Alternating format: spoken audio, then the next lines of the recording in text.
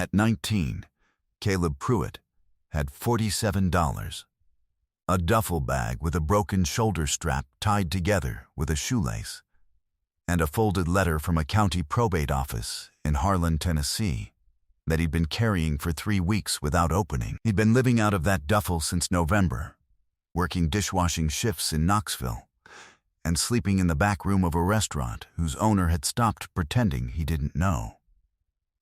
He had no family he could call. He had no address to put on forms.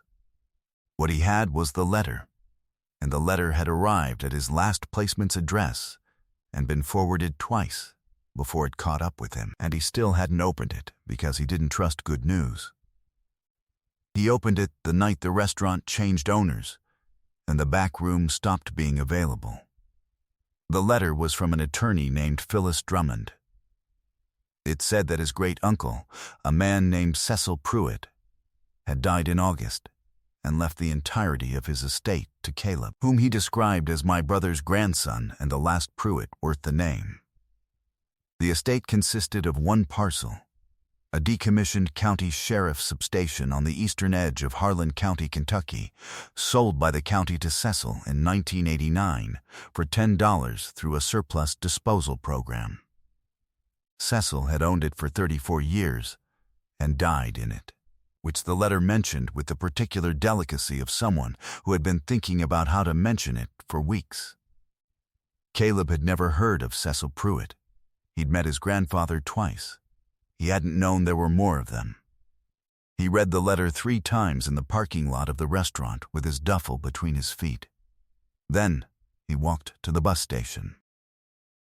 Phyllis Drummond's office was on the 2nd floor of a brick building on Harlan's main street, above an insurance agency that had been there since 1962. She was 60-something, small with silver hair pulled back and reading glasses on a cord around her neck. She looked at him the way people looked at him when he was younger, and arrived at places alone. The quick inventory, the calculation, the arrival at something. But she didn't say anything about it. She set a folder on the desk between them. Cecil left no instructions about the disposition of the property beyond the transfer to you, she said. He did leave a letter, which is sealed, and which I've been instructed to give you when you arrive. He said you'd come. She looked at him. He said it might take a while, but you'd come. I didn't know he existed, Caleb said. He knew you existed, she said. She gave him the folder. Inside was the deed, the tax records, current, paid through the end of the year, and a sealed envelope with Caleb written on it in handwriting that leaned hard to the right, like it was fighting a wind. He put the envelope in his duffel. He wasn't ready. The deed showed the property on County Road 11, 7 miles east of town. Phyllis had drawn a small map in pencil on the inside of the folder. The road went from the highway to a gravel track that dead-ended at the building. What was it? Caleb asked. A substation. They used it for holding overnight when the county couldn't transport to the main jail. Closed in 1986. Cecil bought it when the county was liquidating surplus. He'd been the deputy there, the last deputy to work out of it, actually. She looked at the map. He lived out there for 30 years, kept mostly to himself.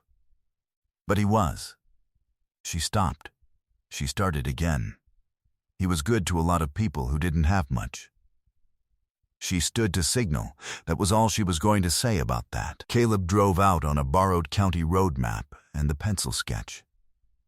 The highway became a 2-lane. The 2-lane became a road with grass growing in the center stripe. The gravel track was marked with a mailbox that had no numbers on it, just a strip of reflective tape. He came around a stand of tulip poplars, and the building appeared. It was cinder block, painted white once, gone to gray and green with lichen in the seams.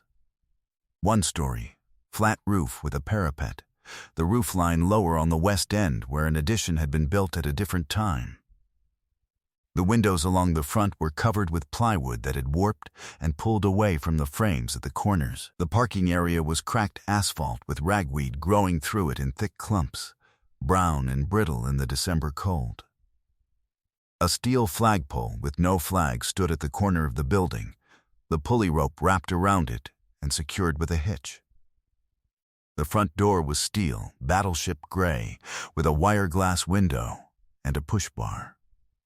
The push bar was chained shut. But the walls were solid. The roof over the original structure had no visible sag. The cinder block had no cracking at the corners, no lateral shift. Whatever else this building was, it was built to last. Caleb walked the perimeter. Around the back, the addition opened onto a small yard enclosed by a chain-link fence that had once been topped with razor wire, now removed. The brackets still bolted to the posts. Inside the yard, a rusted oil drum. A concrete pad with drain holes. A steel door into the addition, painted the same gray as the front. He tried the chain-link gate. It swung open. The key from Phyllis fit the addition door. He went in. The addition was the cell block. 2 cells, side by side, with steel bar doors on slider tracks, both doors standing open. The cells were maybe 8 by 10 each. A steel cot frame in each one, bolted to the wall, no mattresses. A small window high on the back wall of each cell, maybe 8 inches tall, covered with expanded steel mesh. The floor was concrete, sealed once with something that had gone gray and matte. The rest of the addition was a single room, a steel desk, bolted down, a filing cabinet, 4 drawers, a bathroom with a stainless sink and a toilet, a wood stove with a flue pipe still intact, the firebox empty and cold. He went through to the main structure. The front room had been a dispatch and booking area. The counter was still there, with a low gate that swung in one direction. Behind the counter, the radio mount was empty, just the bracket on the wall and the coiled antenna wire hanging free. The evidence room was a steel cage in the northwest corner, padlocked with a combination lock. The locker room was 2 benches and a row of steel lockers, most of them hanging open and empty. He checked every room. He checked the roof access hatch in the ceiling of the evidence cage, which was locked but solid. He tested the water. Brown, then rust red, then clear. He found the breaker panel in the locker room, and the main was tripped. He reset it. Nothing happened for a moment. Then the fluorescents in the front room buzzed and flickered and came on, cold and white. He went back to the cell block. He stood in the doorway of the first cell and looked at it. The walls were painted the same institutional green they'd probably been painted in 1961. Below the paint, in layers, he could see where patches had been made. Small patches in the mortar, places where the block had been drilled or damaged over the years and repaired. The floor had a drain in the center, as cell floors do. The cot frame was welded to the wall plate at 2 points. He was about to turn around when he noticed the back wall. The back wall of the first cell was not the same block as the side walls. The side walls were standard gray cinder block, the mortar joints tight and even. The back wall was cinder block too, but it was painted more recently. The institutional green was newer, less chalked. The joints were different, tighter, set by someone who took more time. And the wall was not flush with the exterior. He went outside and measured with his boot. The exterior width of the addition, toe to heel, was 12 boot lengths. He went back inside and measured the interior of the cell the same way. 9.5. 2.5 feet of interior width that didn't exist on the outside. He stood with his back against the cell bars and looked at the back wall. He knocked on it. The sound was different on the left side than the right. The right side was solid, block behind block, fill, dense. The left side rang slightly hollow. He pressed his palms flat against the lower left quadrant of the wall and pushed. Nothing. He ran his hands along the seam where the wall met the floor. Tight. He ran them along the seam where the two sections of block met. There was a vertical seam, visible in the paint if you knew to look, running floor to ceiling about 3 feet from the left corner. He pressed his thumb into the mortar at the seam, halfway up. The mortar was not mortar. It was something that had been made to look like mortar. A filler, a putty. Something that had set hard but was not the same material. His thumbnail sank in slightly. He found a flathead screwdriver in the toolbox in the main room. He came back and worked the blade into the seam at the top and dragged it down. The false mortar crumbled out in small pieces. The seam below it was a gap, a deliberate gap, a 1/4 inch across. He needed a pry bar. He drove to town. At the hardware store on the main street, a man named Ray ran the counter. He was maybe 65, stocky, with a canvas apron. He looked at Caleb. "You're out at Cecil's place," he said. It was not a question. Caleb paused. "How'd you know?" Phyllis called and said someone would come in for supplies. Ray went to the back without asking what he needed. He came back with a pry bar, a cold chisel, and a shop light on a long cord. He set them on the counter. "For the work. I haven't told you what the work is." "No," Ray said. He rang up the pry bar and nothing else. "Shop light and chisel are on me." It took 90 minutes. He worked the pry bar into the vertical seam, top to bottom, crumbling out the false mortar in sections until the seam ran full height. Then he worked the bar behind the left panel. It was not a section of block, but a slab. Cast concrete formed to look like block from the front, 3 inches thick and maybe 4 feet wide. It had been set into a channel routed into the floor and braced from behind. He found the brace by feel, a wooden cleat nailed to the back of the slab, and worked the pry bar behind it until the cleat cracked. The slab came forward 6 inches and stopped. He had to walk it out in stages, tilting it toward him and setting it down and repositioning. His arms burned. The concrete was heavier than it looked. When it was out, leaning against the cot frame, the space behind it was open. He shone the shop light in. The space was a room. Not a closet. A room. 4 feet deep, 12 feet wide, running the full width of the cell block behind both cells. The walls were the original exterior cinder block. The floor was poured concrete, clean. The ceiling was low, 6 feet at the center, with 2 bare bulb fixtures wired to a switch inside the entrance. He found the switch and flipped it, and both bulbs came on. Against the far wall was a steel shelf unit, the kind used in commercial storage, 6 feet tall and 12 feet wide. The shelves held a wooden crate, lidded, a canvas bag, the old military kind with the drawstring and the stenciled markings. Several shoeboxes stacked in a corner, secured with rubber bands. A steel lockbox with a combination dial, and, on the top shelf, a binder 3 inches thick, the kind with a clear plastic sleeve on the cover. The sleeve had an index card in it. On the index card, in the same right-leaning handwriting from the envelope, the account. He brought everything out. He set it on the desk in the main room under the fluorescent light. He opened the crate first. The money was in banded stacks. 10s and 20s, some 50s. He counted for a long time, stacking and restacking, writing numbers on the back of a receipt from his coat pocket. When he was finished, the receipt had a number on it, $34,218. He set the receipt down. He looked at it. He opened the canvas bag. It held photographs, loose, no order, 30 or 40 of them. He spread them on the desk. People, families mostly, houses, a group outside a church. A Little League team. A man holding a fish, grinning, a boy about 7 beside him. He couldn't identify anyone. He didn't know anyone here. They were strangers who meant something to someone. He opened the binder. The binder was Cecil's record. It started in 1989, the year he bought the building. Before the first entry, one line in pencil on the inside cover, "This is what I did with the time."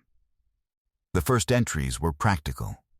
Property notes, repairs, the well pump, the electrical panel, the roof. Cecil had fixed everything himself and documented it as though someone would need to know. Then, in the spring of 1990, the first entry of a different kind.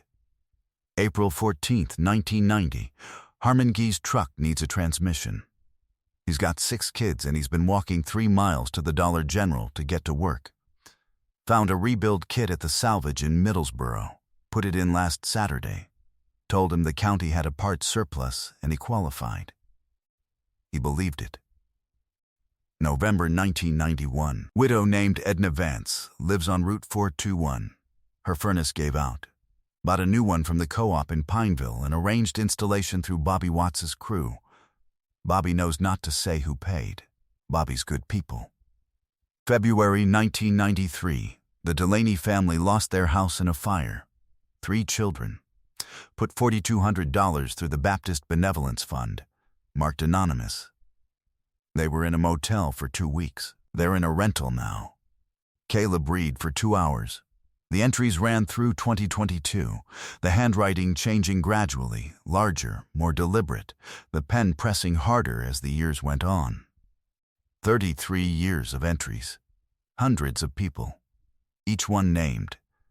Each one with an amount and a method of delivery, and a reason, and always the note about anonymity. He doesn't know it was me. She won't find out. I made sure there was no way back to this address. He found his name in the binder in 2015. March 3rd, 2015.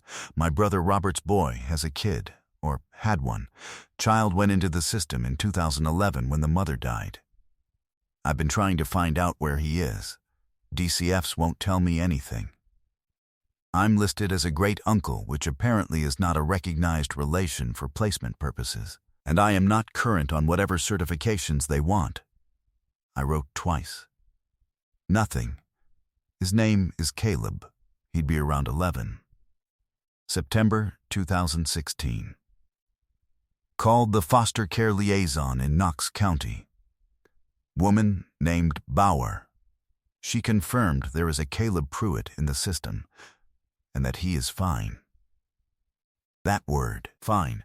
I said I was family, and she said the case was closed to family contact, and I said, what does that mean? And she said it means what it says.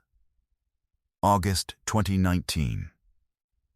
I drove to Knoxville. I found the address from a friend who knew someone who knew someone. I sat outside. I watched the kids come home from school. I couldn't pick him out of them. I didn't know what he looked like. I sat there for 45 minutes, and then I drove home, and I felt like a fool and a coward both. January 2022.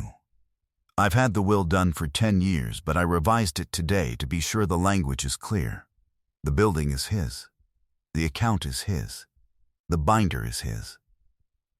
I told Phyllis that if no one ever comes, it goes to the Benevolence Fund at the Baptist Church. But I told her he'll come. I don't know how I know that. I just know. He's Pruitt. Pruitts find their way to things. We're stubborn that way. It's about the only thing we're good at. The last entry was dated April 2023.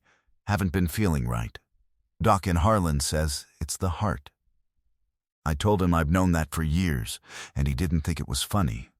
I've squared everything. The building is clean. The account is current. The binder is on the shelf.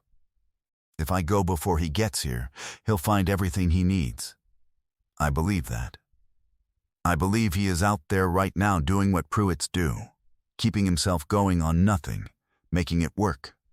Too stubborn to quit. I would have liked to know him. I would have liked to tell him about his father as a boy, who was good and funny before things got hard for him. I would have liked to tell him that none of what happened to him was the right shape for a life, and that the shape changes. I would have liked to sit on that concrete step and drink bad coffee and watch it get dark. But the building will say it for me. That's what buildings are for. Caleb set the binder down.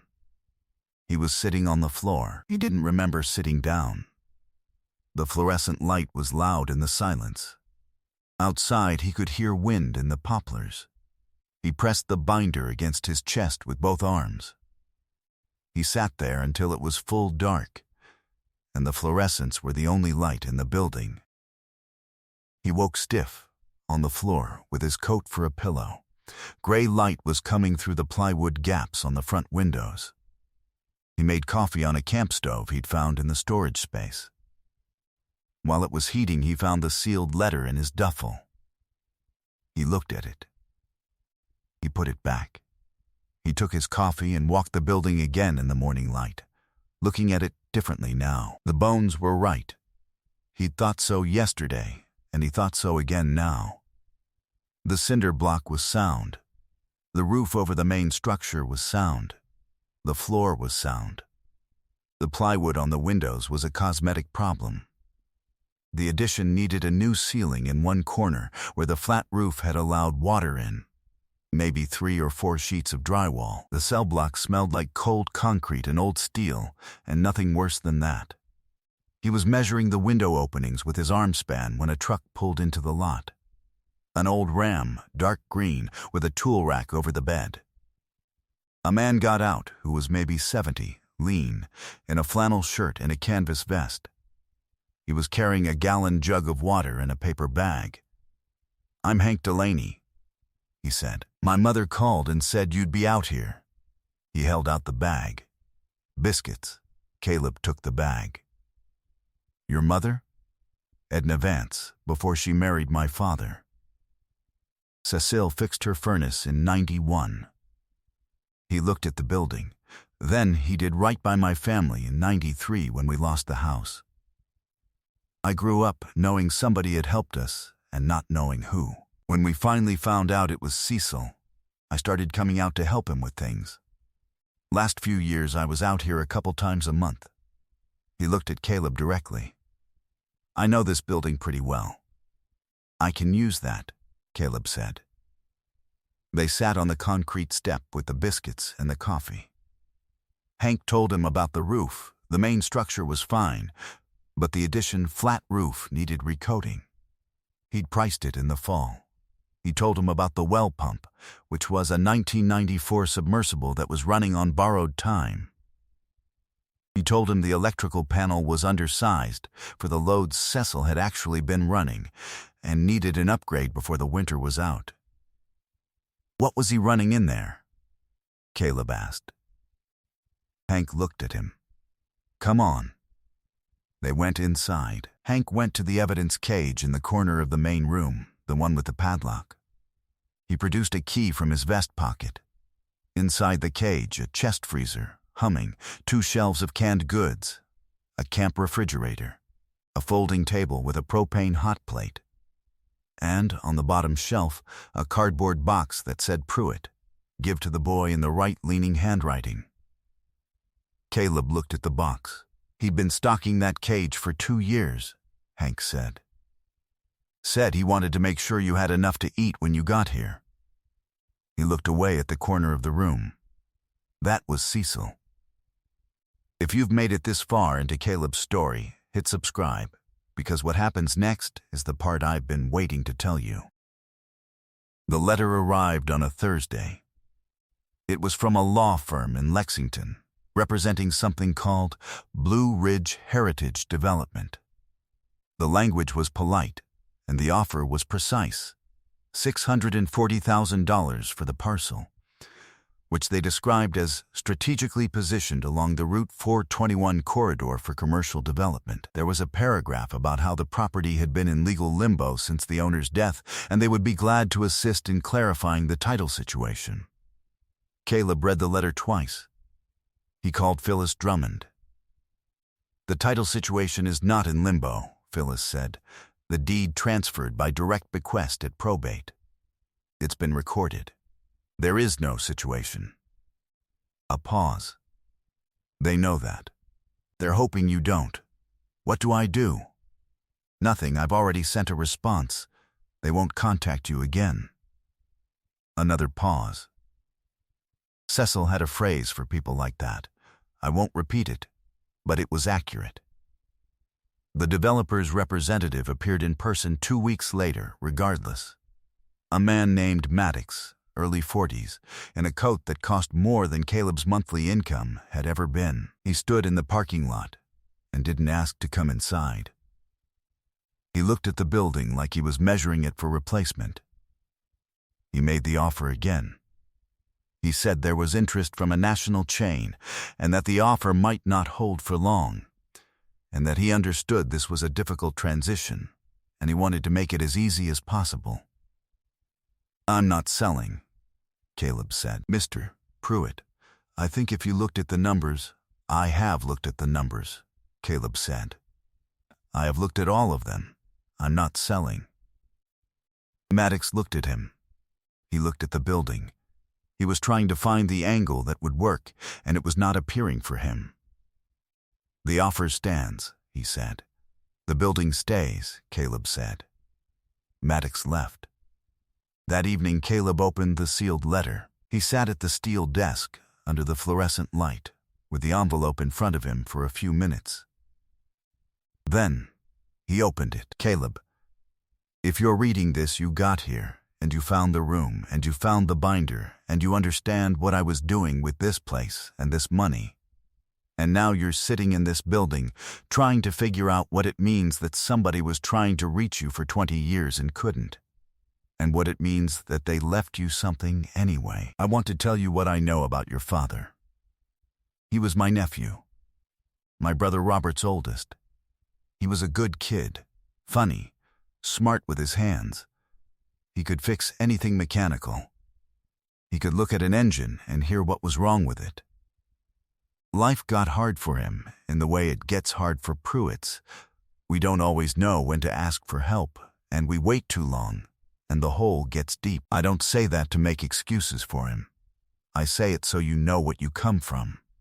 You come from people who can fix things. You come from people who find their way. Your mother was good. I met her once, at Robert's in 80-something, and she was the kind of good that makes a room feel different. Whatever you have of her, keep it. The building is yours. The account is yours. The people in that binder, their names, their stories, what was done for them, that's yours too. Not as a debt they owe you, as a record of what this place has been for 30 years. What you do with it next is up to you. I have some ideas, but I'm not going to put them in a letter. I think you already know. Stay stubborn. Stay in the building. Keep the step clear for sitting. Cecil Caleb folded the letter. He held it in his hands for a long time. Through the wire glass window in the front door, he could see the flagpole. No flag, the rope wrapped tight. He looked at it. He went to the evidence cage and got the box that said Pruitt, give to the boy. Inside, the camp supplies, yes, but also, at the bottom, a folded piece of paper. A list of suppliers and contractors in Harlan and Pineville and Middlesboro that Cecil had dealt with and trusted. And at the very bottom of the box, folded inside a paper bag, a flag. American, 3x5, still in the plastic sleeve. Hank knew a retired electrician named George Watts, Bobby Watts's younger brother, who came out on a Monday and updated the panel and ran new circuits to the addition for a bill that Caleb knew was not the real bill. When Caleb said so, George looked at the ceiling. Cecil wired my brother's shop for free in '97, he said. Called it a trade for some transmission work. My brother didn't have a transmission that needed work. He put the cover back on the panel. Panel's good now. Word moved through Harlan the way it moves in a place where everyone has known each other for 3 generations. People showed up with things. Ray from the hardware store came out with 3 gallons of exterior white paint and a roller, and didn't charge for any of it. A woman named Cecilia G., Harmon G's daughter-in-law, brought 2 cords of firewood in a pickup truck and stacked them against the south wall of the building. She said her father-in-law had started over because of a truck transmission, and she'd been looking for a way to say thank you to the right person for 30 years. Caleb put the flag up on a Saturday morning in February. He found a rope at the hardware store and re-rigged the pulley and ran the flag up in the cold air. It went taut in the wind off the ridge. He stood in the parking lot and watched it for a minute. Then he went inside and made coffee. He started with the binder. He went through it name by name and cross-referenced the directory Phyllis had given him as part of the estate records. Some people had moved. Some had died. Some he found. He didn't announce himself or explain himself. He showed up at a porch, at a market, at a job site, and said he was Cecil Pruitt's great-nephew and he was making sure things were all right. It was not always comfortable. Some people didn't know what to say. Some people cried, which surprised them more than it surprised Caleb. A man named Luther Harmon, 72 years old, looked at Caleb on the porch of his house for a long moment and then said, "I tried for 15 years to figure out who helped my family in '95. Killed me that I couldn't say thank you to his face. I'm glad I can say it to yours." Caleb said, "I'll tell him you said so." He drove back to the building and sat on the concrete step in the cold. He thought that was probably the right thing to say. He thought Cecil would have liked that.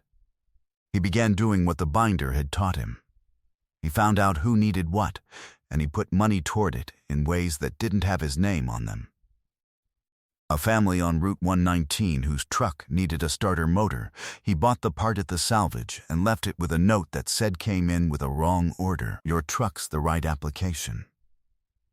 A kid at the high school who was trying to get his certifications to work on VAC systems and couldn't cover the exam fee, Caleb talked to the school office and said he was an employer and he wanted to sponsor the kid's testing because he was thinking about hiring him. Which was also true. In March, Hank brought his grandson out to help recoat the addition roof. The kid was 22, quiet, good with his hands. He showed up 2 days in a row without being asked, and on the 3rd day, Caleb offered him steady part-time work on the building. And then, when more work came, full-time. His name was Daryl. On a Tuesday in April, Caleb went to the filing cabinet to find a property record and opened the 4th drawer, the drawer he'd filled himself, modeled on the binder's system, and found a folder near the front he hadn't filed. It was in Cecil's handwriting. Delaney, Henry Beath, 1952, inside, the records from the 1993 fire, the motel receipts, the benevolence fund transfer, and a note in pencil at the bottom. Henry's boy Marcus had a son in 2001. Hank's boy. Good family. Keep an eye. Caleb looked at it. He thought about Daryl's hands on a roof seam, careful and sure. He thought about the way Daryl had shown up the 3rd day without being asked. He put the folder back. He didn't say anything about it. Daryl kept working. The boy showed up in May. He was sitting on the concrete step when Caleb came out in the morning, just sitting there, 17 or 18, with a duffel bag between his feet and his arms on his knees, and the particular stillness of someone who has learned to wait without looking like they're waiting. His boots were wrong for the weather. He had no coat. Caleb went back inside and got another cup of coffee. He brought it out and sat next to him on the step and held the cup out. The boy looked at it. He took it. They sat there for a minute. The flag was moving in the morning wind. The ridge beyond the poplars was green now. The first real green. "You the one who's been doing things for people around here," the boy said. It wasn't a question. "Some people did things for some other people a long time ago," Caleb said. "I'm just keeping track." I don't have anywhere to be, the boy said. I can see that. A pause. I'm not looking for charity. Good, Caleb said. I'm looking for someone who can learn to repair things. He looked at the boy's hands, which were the hands of someone who had been using them. You know anything about electrical work, plumbing, engines? Engines, the boy said after a moment. I know engines. Caleb nodded. He looked at the ridge. There's a room in the cell block, he said. It's the only room with a lock on the inside. Cot frame needs a mattress. There's a bathroom and a kitchen I've been building out in the front room, and it's almost functional. It's not much. The boy was very still. Why? He said. Caleb thought about how to answer that. He thought about the binder and the room behind the wall, and a man who drove to Knoxville in 2019 and sat in a parking lot for 45 minutes, unable to pick his great-nephew out of a crowd. Because somebody left a door open for me when they didn't know if I was ever going to come through it, he said. And I'm not going to keep that door closed. The boy looked at the building. He looked at the flag. He picked up his duffel. His name was Jesse. He had a way with small engines that made Caleb think of what Cecil had written about his father. He could look at an engine and hear what was wrong with it. Jesse heard it the same way. Within a week, he had taken apart and rebuilt a lawn tractor that Hank had dropped off as a lost cause. Within 2 weeks, he was working alongside Daryl on the building, learning what he didn't know, asking questions without embarrassment. A contractor named Bev, who had done the county's facilities work for 20 years, came out to consult on the front room conversion. She looked at Jesse watching Daryl work, absorbing everything. That kid's going to be good, she said quietly. I know, Caleb said. Maddox came back once, in June. He came alone, no briefcase, no coat. He drove a different vehicle, not the Lexington car but a regular pickup, which told Caleb something about what kind of day Maddox was having. He stood in the lot and looked at the building and at the flag and at the fresh white paint on the front face and at the repaired windows with the new glazing and at the small sign Caleb had installed beside the front door that said Pruitt Community Shop. All work considered. He didn't say anything about the offer. He looked at the sign. You doing repairs? He said. Anything mechanical, some electrical, some plumbing. Maddox nodded. He looked at his truck. Water pump's been making a noise, he said. Caleb looked at him for a moment. Pull it around back, he said. Jesse had the pump diagnosed in under 20 minutes. It took an hour to replace. Caleb charged him cost of parts. Maddox looked at the invoice and looked at the building again, and then got in his truck and left without saying much. But he left differently than he'd come. On a Sunday evening in late June, Caleb's cousin showed up. He hadn't known she existed. Her name was Patricia, Robert's daughter, which made her his father's sister, which made her family in a way he didn't have a word for yet. She was 40. Drove a minivan, had 3 kids who waited in it while she came to the door. She held out her hands when she saw him, just held them out, like she was showing him she wasn't carrying anything, like she was proving something. I didn't know about you, she said. I didn't know until Phyllis's office found me for the probate. I swear I didn't know. Caleb looked at her. I believe you, he said. They sat on the concrete step with coffee. She told him about his father, the good parts first, then the harder parts. Then, the way it ended, which Caleb had known the shape of, but not the details. She cried once. He didn't. He listened to all of it. She said, he would have liked you. Caleb said, I think I would have liked him. She poured more coffee. The kids in the minivan were beginning to negotiate about something. The evening light on the ridge was going gold. She left with the kids waving out the windows and a promise to come back, which Caleb thought she would keep. He found it in the bottom of the box, under the flag's packaging, on a night in August when he was finally clearing it out. A small notebook, different from the binder, a pocket notebook, the kind with a red cover, stuffed full and the cover bent back from being carried in a pocket for years. He opened it. The handwriting was the same but earlier, a younger hand, before the right lean had settled in, before the pen had to press so hard.